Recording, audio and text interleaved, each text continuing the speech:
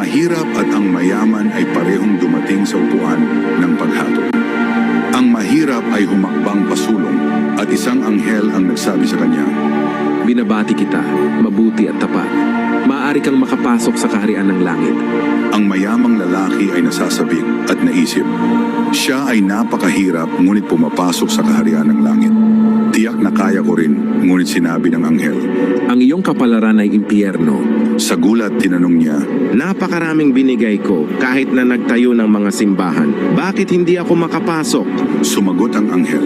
Ikaw ay puno ng pagmamataas. Madalas na minamaliit ang iba. Ginagamit ang iyong mga handog para magpakitang gilas at hindi kailanman nagsisi. Sinabi ng Panginoon, sapagkat ang bawat nagmamataas ay mabababa at ang nagpapakababa ay matataas. Lukas 14:11. Ang kaharian ng langit ay hindi tumitingin sa kayamanan ng mga handog. Nakikita lamang nito ang pagsisisi at mapagpakumbabang pagpapasakop sa Diyos. Ang mga sumasang-ayon ay magsasabi ng Amen. Ang pagbabahagi ng post na ito ay nagpapakita na naniniwala ka na ang salita ng Diyos ay ang katotohanan.